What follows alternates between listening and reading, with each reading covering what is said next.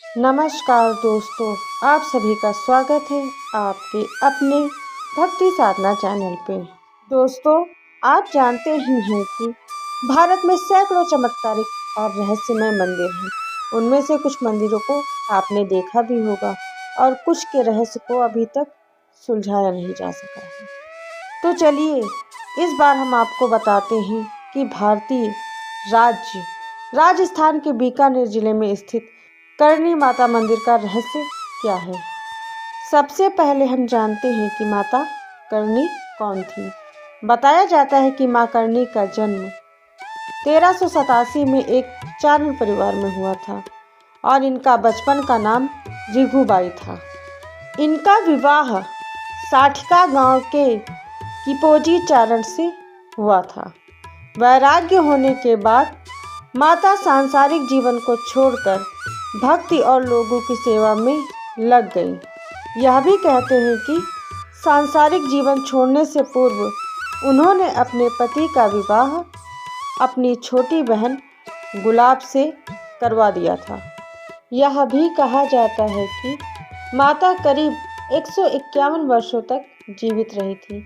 माता ने जिस जगह पर अपना देह त्याग किया वहीं आज करणी माता मंदिर बना है। इस मंदिर का निर्माण बीकानेर रियासत के महाराजा गंगा सिंह ने करवाया था। यह मंदिर राजस्थान के बीकानेर से 30 किलोमीटर की दूरी पर देशनोक शहर में स्थित है। यहाँ जाने पर आपको मंदिर प्रांगण और गर्भगृह में हजारों चूहे नजर आएंगे। कहते हैं कि यहाँ पर लगभग 20,000 चूहे हैं, इसीलिए इस मंदिर को चूहों वाला मंदिर भी कहा जाता है। ऐसी मान्यता है कि करणी माता की बहन का पुत्र लक्ष्मण कपिल सरोवर में डूबकर मर गया था। जब माता को यह बात पता चली तो उन्होंने यमराज से पुत्र को पुनः जीवित करने के लिए प्रार्थना की। यमराज ने विवश होकर उसे चूहे के रूप में पुनर्जीवित कर दिया। कहते हैं कि तभी से यहाँ पर हजारों चूहे खुलेआम घूमते नजर आते हैं।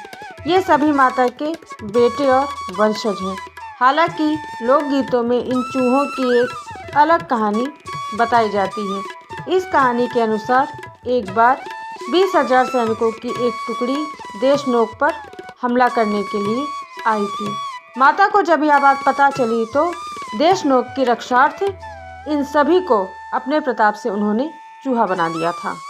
यहाँ चूहों को काबा कहते हैं और इन्हें बाकायदा प्रतिदिन भोजन कराया जाता है और इनकी सुरक्षा की जाती है। यहाँ इतने चूहे हैं कि आपको पाँव घिसट कर चलना पड़ेगा। अगर एक चूहा भी आपके पैरों के नीचे आकर मर गया तो अपशगुन माना जाता है। इस अपशगुन से बचना है तो यहाँ पर सोने का चूहा बनवाकर रखना होता है। कहा जाता है कि एक चूहा भी आपके पैर के ऊपर से होकर गुजर गया तो समझो कि आप पर देवी की कृपा हो गई है, और यदि आपने सफ़ेद चूहा देख लिया तो आपकी मनोकामना जरूर पूर्ण होगी। आपको जानकर बेहद हैरानी होगी कि यहाँ चूहों का जूठा भोजन बेहद पवित्र माना जाता है। भोजन को वहाँ प्रसाद के रूप में बांटा भी जाता है। कहते हैं कि इस प्रसाद को खाने के बाद आप तक कभी भी किसी की बीमार होने की खबर नहीं मिली है। हालांकि यहाँ पर शुद्ध प्रसाद भी मिलता है। इन चूहों की एक विशेषता यह भी है कि सुबह 5 बजे मंदिर में होने वाली मंगला आरती और शाम 7 बजे संध्या आरती के समय अपने बिलों से बाहर आ जाते हैं।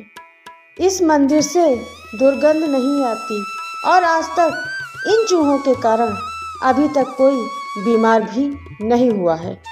जय हो करणी माता की। उम्मीद है आपको वीडियो पसंद आया होगा। अगर आपको वीडियो पसंद आया है तो प्लीज़ वीडियो को लाइक करें, शेयर करें और चैनल को सब्सक्राइब करें।